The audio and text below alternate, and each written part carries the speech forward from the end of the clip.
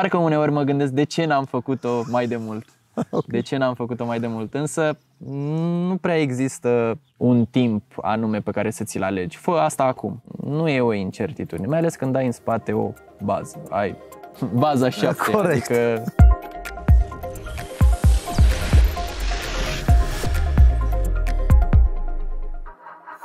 Cine ești, cu ce te ocupi și de cât timp?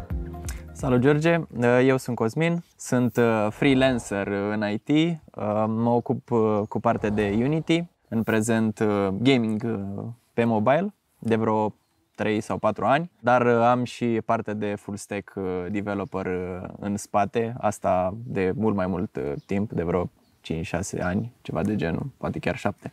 Și da, e fain să fii freelancer. Mă bucur foarte mult să aud asta și pentru că funcționează pentru tine atât de fain. Mi-aș permite să pun mai încolo câteva întrebări despre cum vezi freelancing-ul. Până atunci, tu ai mai organizat sesiuni de muncă remote? Te-ai mai gândit să fii relocat în afara orașului sau a contextului și a ritmului obișnuit? Sincer, nu. Doar așa, să zic, eu cu un prieten am mai fost plecați, nu știu, 2 săptămâni, să zicem că lucrăm din altă parte, dar așa, cu un grup organizat de foarte multe persoane, de 10-20 de persoane, nu. Asta a fost prima experiență de genul. Și cum se vede la prima impresie după chiar câte zile ai petrecut în workation cu baza? Păi, sincer, din păcate doar o săptămână. Aș fi vrut să fie toată perioada de 2 săptămâni, însă o săptămână, nu știu, parcă a trecut așa, parcă ieri a fost... Ieri am venit. Da, ieri a fost venirea noastră aici și în momentul de față parcă simt că aș mai vrea. Deci asta cred că descrie destul de bine sentimentul de cum a fost până acum. Chiar abia aștept următoarea întâlnire, adică sunt deja pe lista virtuală din mintea mea și probabil și din... Și din lista noastră, da, pentru următorul workation. Bazei, da. Putem să punem accentul din perspectiva ta pe un lucru bun care ți-a ieșit în cale datorită workation-ului și un dezavantaj pe care l-a dus workation-ul cu ocazia implementării lui la Valea Verde aici în Transilvania.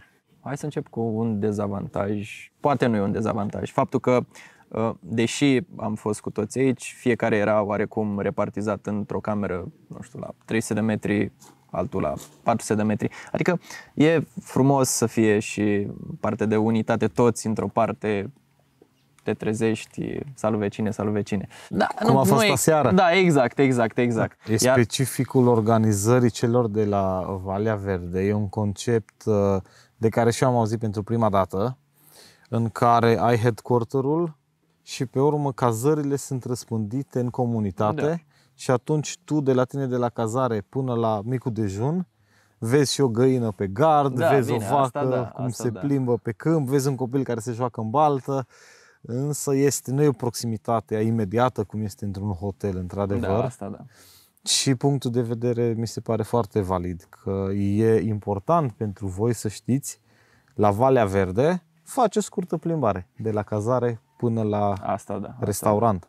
Iar un avantaj, sunt multe. Unul la mână, faptul că am putut să stăm și să lucrăm împreună în aceste săli minunate, adică atâtea multe variante. Și mai important e că dacă voiai să faci o pauză, aveai o activitate care, nu știu, parcă abia așteptai să faci mișcare, să vânezi trufe sau efectiv să muncești, să urci pe deal ca apoi să mănânci. Adică practic a fost, nu știu, you need to earn the food. Deci am muncit ca să mâncăm și a fost foarte, foarte fain experiența. Și am rupt ritmul un pic. Da, am ieșit din monotonia rutinei, am intrat într-o altă rutină care implică mai multă natură. Da, nu e intri pe Glovo și comanzi sau te duci la mall și mănânci. E, hai, ne adunăm, ce facem? Mâncăm pe deal. Asta să fie. Exact, și mâncarea aproape spectaculos. Crezi că workation-ul, după această experiență pe care o ai cu baza, ar trebui să facă parte din stilul de viață unui freelancer profesionist? Unde l-ai poziționa între must și nice to have? Undeva sus, undeva în top. Adică, nu știu, contribuie foarte mult la starea de spirit și asta cred că ajută foarte mult un programator, de exemplu.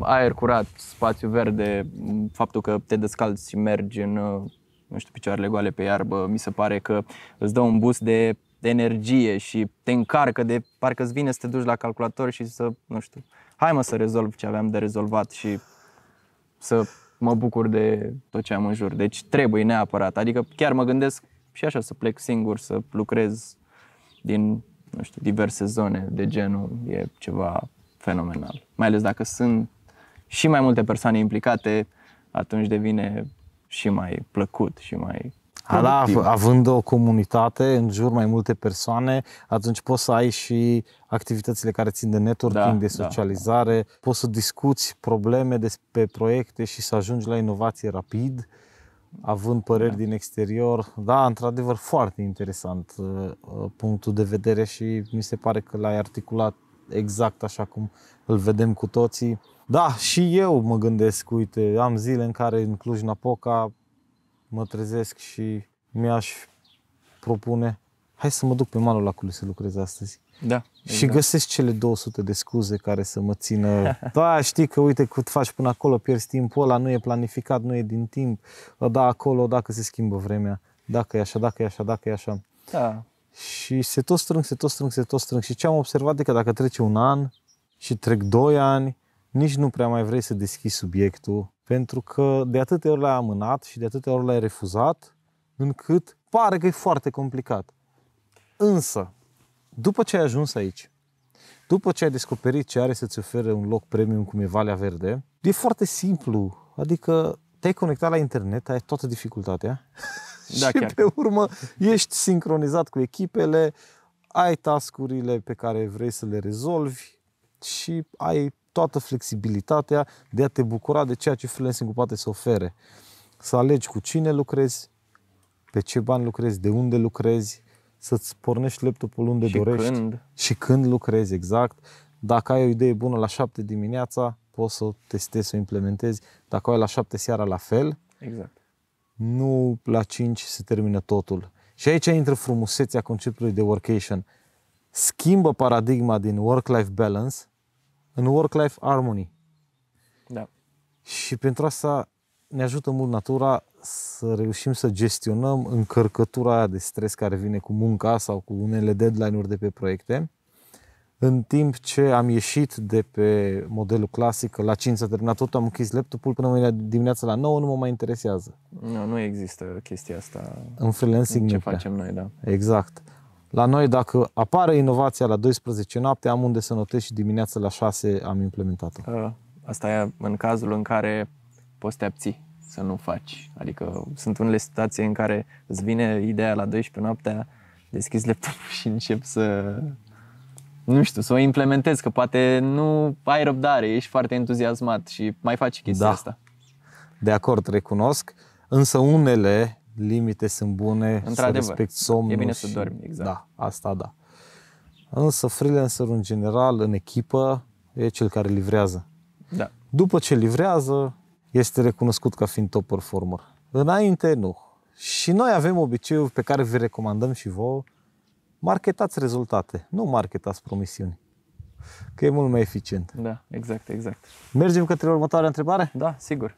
Ai recomandat freelancing-ul oricărui programator din România? Da. E, nu știu, un răspuns ferm. Adică, sincer, în principiu n-ar trebui să-ți pară rău că nu ai făcut chestia asta mai din timp, dar parcă uneori mă gândesc de ce n-am făcut-o mai de mult. Okay. De ce n-am făcut-o mai de mult? Însă nu prea există un timp anume pe care să ți-l alegi. Fă asta acum. Și da, chiar e ceva de ar trebui să faci, pentru că ai atât de multe beneficii și, nu știu, îți schimbi și starea de spirit, îți schimbi și programul.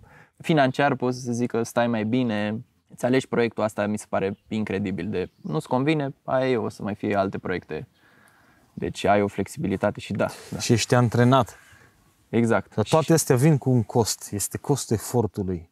Și efortul ăsta vine odată pe mental, că începi să-ți asumi, și doar faptul că răspunzi de bunăstarea ta și de evoluția ta la început este un efort.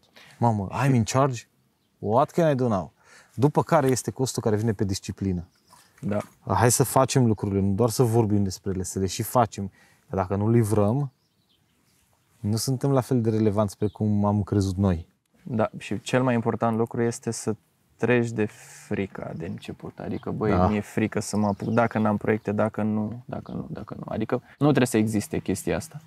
Efectiv, încep și vezi că o să fie bine. Aici baza 7 aduce un maxim de beneficii, unde alți freelanceri sunt la dispoziția ta, unde există freelanceri care devin mentori, care îți fac un transfer de cunoaștere foarte eficient. Ce știe un mentor din bază ajunge foarte repede să știe un student și să intre în piață pregătit, după care există networking-ul, există terenul fertil pentru sinergii, pentru inovații, workation-urile care ne balansează, care ne feresc de exilare digitală sau poate chiar de burnout. Totul devine simplu în momentul în care ești parte unui grup care se preocupă să rezolve la comun niște probleme importante. Ai recomanda workation-ul oricărui freelancer de la noi din țară? Da, clar. Cum aș recomanda freelancing-ul, aș recomanda și workation pentru freelancing. Sau dacă în situația de față nu ești freelancer, dar ai posibilitate de a lucra remote, e un must. Pentru că asta te poate face să vii pe calea freelancing-ului, să vezi cât de bine îți e și poate să-ți fie și mai bine, deci e un lucru super. Poți să vezi că oamenii nu au nimic special, freelancerii nu au nimic special, ci doar exercițiul asumării. Exact. Că începi să-ți asumi pe rând. Cu cine, de unde, cât timp, pentru cine, pe câți bani. Da, exact. Lucrezi. Și cred că asta îi sperie pe mulți. Incertitudinea aparentă. Pentru că nu e o incertitudine. Mai ales când ai în spate o bază. Ai baza 7. Corect. Adică nu ar trebui să-ți fie frică. Trebuie să treci peste pasul ăla. Dar și câte avantaje ai tu pe mediul profesional, investești acest efort. Începi să-ți antrenezi acest mușchi al asumării, al strategiei, dar rezultatele nu vin doar în mediul profesional. Nu, clar, adică și pe partea de lifestyle, networking, adică să faci foarte mulți prieteni cu care începi anumite proiecte la care nu te gândeai, pentru că dacă stai închis în pătrățelul tău și faci doar ce ți se zice, nu ai vision-ul de ansamblu să te privești din exterior. Da, așa când începi să vorbești cu unul cu altul, vezi că altă persoană lucrează pe tehnologia pe care lucrezi tu, începi să împarți idei și apoi poate, nu știu, se creează conexiuni care duc la un alt nivel, la care nu te așteptai. Exact, și atunci tu devii puternic. Exact. Fiindcă ai de unde alege, ai alternative. Când ești puternic, o livrezi o calitate mult mai mare decât atunci când ești sub presiune și slăbit. Da. Dar asta este o discuție separată pe care m-aș bucura să o avem în viitor. La fel de important, din punctul meu de vedere, este faptul că noi ne antrenăm continuu și facem inclusiv achiziția de clienți ca un sport. Da. Trebuie să știm că suntem relevanți în piață. Ei, în cazuri de schimbări în piață, noi suntem cel mai puțin afectați. Gândește-te la 100 de angajați care au minim 5 ani vechime la locul de muncă și 100 de freelanceri. Toți sunt dați afară astăzi. Care dintre ei vor avea mai puțin de suferit și vor avea crisis management o perioadă mai scurtă? Deci vor fi în criză o perioadă mai scurtă. Pe freelancerii, asta clar. De Eu am ce? fost în situația asta în care compania a trebuit să desfințeze tot departamentul din România. Pe partea mea ei și-au respectat partea de contract, dar angajații au trebuit să dispară. Iar să zicem că ți s-a terminat contractul, tu mai ai din spate alte lead-uri pe care poți să le urmezi. Pentru că până să ajungi la contractul respectiv, ai mai vorbit cu alte 10-20 de persoane și poate mai ai încă 2-3 oferte care au fost active și poate se pot reactiva. Adică, de ce nu? Poate un pic mai bun rate-ul decât au fost atunci. Absolut, și ai diferite tipuri de pipeline pe care discutăm destul de aplicat în bază. Ai bursele închise, bursele deschise de proiecte, ai network-ul din bază, ai network-ul tău personal și toate astea nu sunt doar niște opțiuni unde să te duci cu o baghetă magică să cauți soluții, ci toate au rolul lor în propria ta strategie de dezvoltare. Obiectivele sunt și pe plan financiar, bineînțeles, dar sunt și pe planul ăsta profesional de evoluție și ca business, că suntem antreprenori individuali la început, Da, exact. și poate vrem să evoluăm beyond freelancing, însă și ca tehnic. Dacă vreau să să ating nivelul de mastery pe ceva nișat cu potențial mare de business, eu știu că lead-urile următoare trebuie să mă apropie de acel obiectiv. Și toate astea vin ca un amalgam de informații la început, iar tu, neavând pe cine să pui mâna care să-ți ghideze pașii, poți să te învârți în cerc mult timp. Da. Și de aici invitația noastră, în baza 7, pentru fiecare dintre voi. Și dacă îmi permis să completez un ultim lucru, Sigur. că spuneai de freelancer și angajat, păi tu dacă rămâi fără contract, e o posibilitate foarte mare ca cineva din bază să fie avut, nu știu, o ofertă, nu a putut să o accepte pentru că avea, nu știu, o altă preferință, dar putea să recomande o altă persoană care era capabilă să facă chestia asta. Și atunci membrii din comunitate pot recomanda rețeaua și rețeaua poate recomanda membrii. Exact, exact. Aici este unul dintre mecanismele, unul dintre reflexele comunitare ale noastre, ale bazei.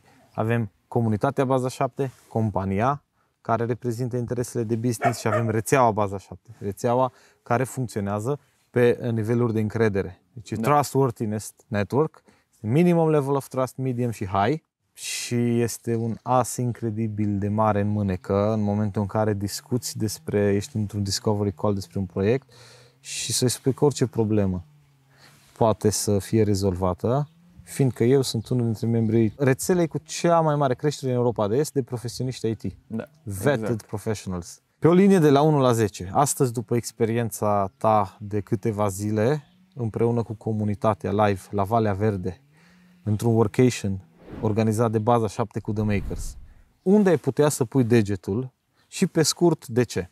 Cum am spus și mai devreme, o experiență top, deci nu are cum să fie o altă notă decât 10. Adică mulțumim. O plăcere în a sta în workation. De a te conecta cu tine. Da, exact, exact.